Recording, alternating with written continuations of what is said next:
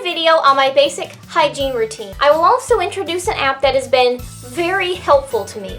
Just to be clear, this video is not sponsored.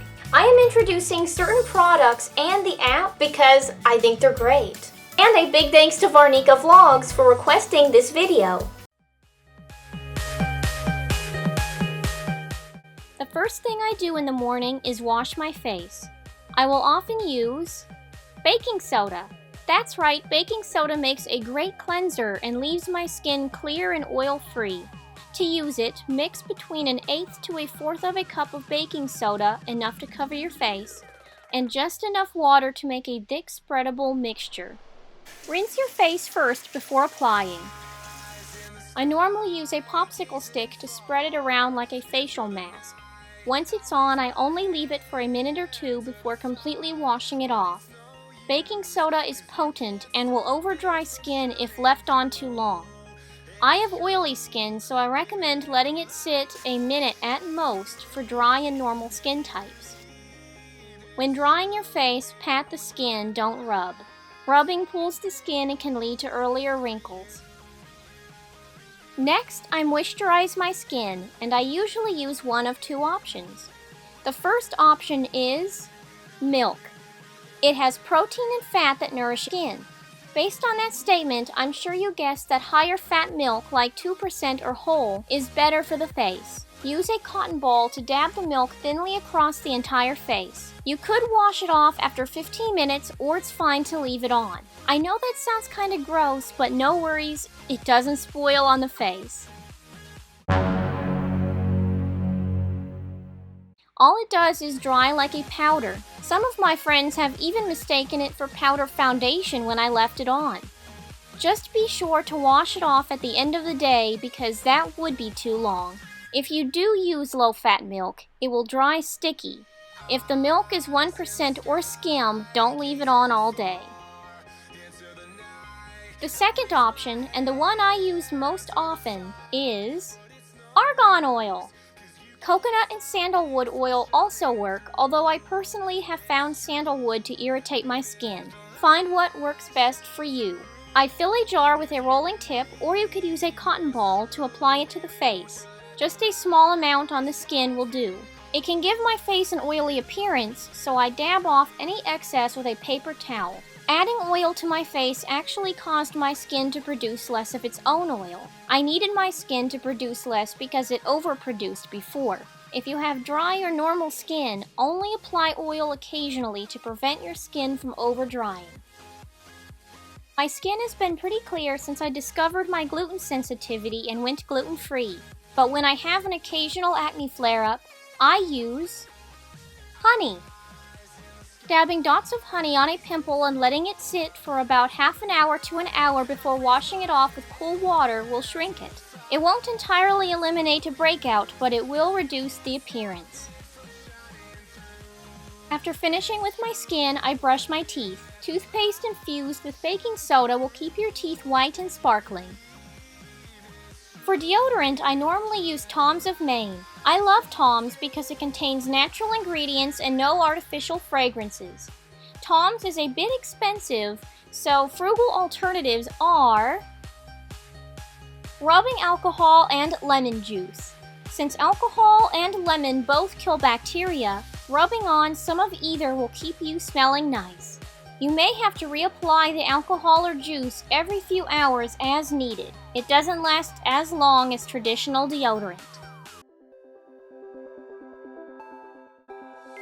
To start off my nighttime routine, I wash my face with baking soda just like in the morning. If my day was especially strenuous or hot, I want to cleanse my face more thoroughly. For that, I'll use a tomato. Yep. Acidic tomato juice washes away dirt and sweat as well as shrinks pores. Lemon juice also works. Rub your face fully and your neck and chest if you want. You could rinse after a few minutes or leave it on the skin for up to half an hour for a cleaner feel. After brushing and flossing, it's time to condition my hair. I use one of two options. The first is olive oil. The amount of olive oil depends on how much hair you have. My hair takes a little over a cup. Warm some olive oil on the stove until it's just warm to the touch, not steaming hot. Comb the oil into your hair from scalp to ends. I normally have to save oil and dip my ends into the remainder because my hair is so long. By the way, make sure to do this in the bathtub or over a basin to prevent mess. Leave it in for 15 to 20 minutes, then shampoo like normal. It's best to shower while using an oil moisturizer, but be careful. It can make the floor more slippery. The second option is to whisk an egg yolk into the oil after warming it. Egg infuses hair with vitamins, minerals, protein, and natural oils, strengthening and softening it.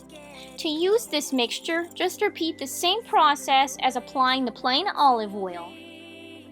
When it's time for me to shampoo, my go-to is Castile soap. It's a low-chemical option that surprisingly increases the natural body in my hair. As a matter of fact, I use Castile soap for my entire shower and bath routine. It's versatile and serves as shampoo, hand soap, face wash, body wash, shaving lather, and bubble bath. So this one product takes care of my entire cleaning routine in the bathtub. When drying off my hair, I actually prefer to use a t-shirt instead of a towel. The fibers on a t-shirt are much softer, so they don't cause breakage while the hair is wet and most susceptible to damage. After washing, I normally apply some of this 365 body lotion. It's low chemical and non-greasy, which is a major plus. And then, bedtime.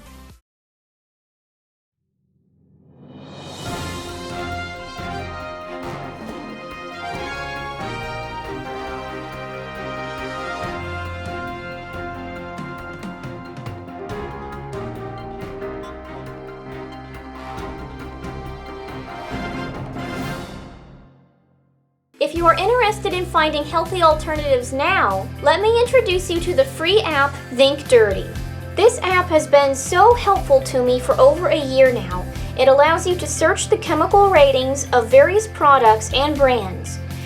Either type in a specific product name or scan a product's barcode, and the app will give you a rating from 0 to 10.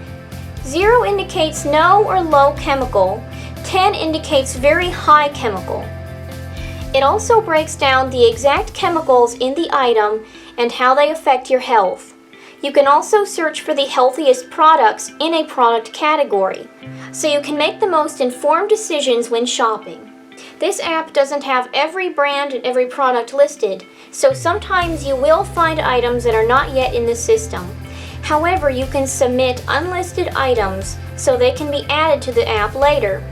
Since natural products are more costly, I like using foods that are already in my kitchen and then only buying special products whenever necessary. Time for me to sign off. Bye for now. I will miss you guys. Mwah. Live well and strive to be nothing less than your best.